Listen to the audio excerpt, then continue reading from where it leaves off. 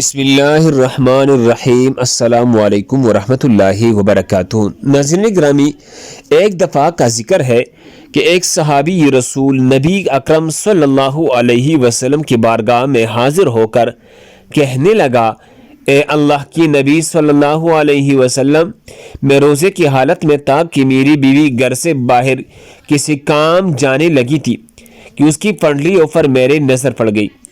مجھ سے رہا نہ گیا، میں نے اپنی بیوی سے اپنی حاجت پوری کر لی۔ یہاں پہلے ہمیں آج کے دور پر متوجہ ہونا پڑے گا کہ آج کے جدید دور میں لوگ موبائل، ٹیلی ویژن پر بیہودہ تصویریں اور فلمیں دیکھتے ہیں، جس کی وجہ سے ان کو فحش عورتیں اچھی لگنا شروع ہو جاتی ہیں۔ ایسے لوگ اپنی بیوی کو وقت دینے کی بجائے موبائل اور انٹرنیٹ پر زیادہ وقت صرف کرتے ہیں، جس کی وجہ سے یہ مرد اپنی بیویوں کو وقت دینے کی بجائے انٹرنیٹ اور دوسری بیہودہ ذرائع پر اپنا وقت صرف کرنا شروع کر دیتے ہیں، جس کی وجہ سے گھروں میں لڑائی جھگڑے عام ہوتے ہیں۔ اس طرح مرد اپنی بیویوں سے بیزار ہو جاتے ہیں۔ مرد کو جو رغبت اللہ تعالیٰ کی طرف سے حاصل ہوتی ہے، وہ رغبت ختم ہو جاتی ہے۔ میاں بیوی میں رغبت کا ختم ہو جانا ان مردوں اور عورتوں کی سزا ہوتی ہے جو بدنگاہی سے پرہیز نہیں کرتے۔ اس کی مثال ایسی ہے جیسے کہ آپ کی باہر کی لذیذ کھانے کا چسکا پڑ جائے تو آپ کو گھر کی پکائی ہوئی چیز کبھی بھی پسند نہ آئے گی۔ باہر کے کھانے سے تو ایک تو انسان کے پیسے ضائع ہوتے ہیں، دوسرا آپ کی صحت بھی جلد خراب ہو جاتی ہے۔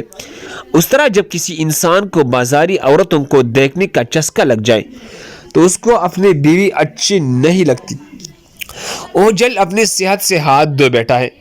حرام کاری کرنے والے آدمی کا گھر تباہ ہو جاتا ہے کیونکہ اس کو اپنی بیوی میں رغبت نہیں رہتی۔ صحابہ اکرم رضی اللہ تعالیٰ عنہ اپنی نظروں کی حفاظت کیا کرتے تھے۔ بیوی کی پنڈلی پر نظر پڑنے سے رہا نہ گیا۔ اس وقت صحابہ کرام اپنی بیوی کو اتنا پیار کرتے تھے کہ آج کل کے دور میں اتنی رغبت رکھنے والا کوئی نہیں ہے۔ ہم کو چاہیے کہ اپنے گھروں کو پاکیزہ بنائیں۔ عورتوں کے لیے یہ مشورہ ہے کہ اگر ان کی خاوند سے کوئی بیہودہ حرکت ہو جاتی ہے تو اللہ کے واسطے روز قیامت تک اپنے اولاد کو اس پر عمل نہ کرنے دے۔ حضرت ابو ہریرہ سے مروی ہے، ہم صحابہ کرام رسول اللہ صلی اللہ علیہ وسلم کے پاس بیٹھے ہوئے تھے کہ ایک بندہ تشریف لے کر آیا۔ حضور اکرم صلی اللہ علیہ وسلم سے عرض کرنے لگا، اے اللہ کی نبی صلی اللہ علیہ وسلم، میں ہلاک ہو گیا ہوں۔ رسول اکرم صلی اللہ علیہ وسلم نے دریافت کیا ہوا ہے؟ تمہارے ساتھ تم کیوں ایسی باتیں کر رہے ہو؟ اس نے جواب دیا، اے اللہ کی نبی صلی اللہ علیہ وسلم، میں روزے کی حالت میں اپنی بیوی سے جمع کر بیٹھا ہوں۔ رسول اکرم صلی اللہ علیہ وسلم نے اس بندے سے پوچھا، تیرا کوئی غلام ہے تو اس کو اس کے کفارے میں آزاد کر دو۔ اس بندے نے جواب دیا، اللہ کی نبی، میرا اسے پاس کوئی غلام نہیں۔ نبی اکرم صلی اللہ علیہ وسلم نے فرمایا، تم مسلسل 2 مہینے روزے رکھ سکتے ہیں۔ اس بندے نے جواب دیا، اے نبی اکرم صلی اللہ علیہ وسلم، میرے سے 2 مہینے روزے نہیں رکھی جائے گی۔ نبی اکرم نے فرمایا، کیا تم 60 بندوں کو کھانا کھلا سکتے ہیں؟ اس بندے نے عرض کیا، اللہ کی نبی، میرے پاس تو اتنی رقم نہیں کہ میں اتنے بندوں کے کھانے کا بندوبست کر سکوں۔ اس کے بعد وہ شخص کافی دیر تک پریشانی کی حالت میں بیٹھا رہا۔ پھر نبی اکرم کی بارگاہ میں ایک کھجوروں کا ٹوکرا پیش ہوا۔ نبی اکرم نے دریافت کیا کہ سائل کہاں گیا؟ اس بندے نے جواب دیا، جی حضور، میں حاضر ہوں۔ نبی اکرم نے اس بندے کو فرمایا، یہ تیلا لے جاؤ اور غریبوں میں خیرات کر دو۔ اس بندے نے جواب دیا، اے اللہ کی نبی، میں یہ کھجوری کسی کو خیرات کرو، مجھ سے محتاج تو اس پوری بستی میں کوئی نہیں۔ اس بات پر نبی اکرم کھل کر مسکرانے لگے۔ حدیث کی الفاظ ہے کہ نبی اکرم اتنا ہنسے کہ آپ کی داڑھی مبارک بھی نظر آنے لگی، اور نبی اکرم نے فرمایا، اے بندے، اس کھجوروں کے تیلے کو اپنے گھر لے جا اور اپنے گھر والوں کو کھلا دے، تیرا کفارہ ادا ہو جائے گا۔ صحیح بخاری میں یہ روایت موجود ہے۔ اس واقعے کے بعد اللہ تبارک و تعالی نے وحی نازل کی، تمہارے لیے روزوں کے راتوں میں اپنی بیویوں کے پاس جانا حلال کر دیا گیا ہے، وہ تمہارے پوشاک ہے، تم ان کی پوشاک ہو۔ اللہ کو معلوم ہے کہ تم اپنے حق میں خیانت کرتے تھے، سو اس نے تمہارے حال پر رحم کیا اور تمہیں معاف فرما دیا۔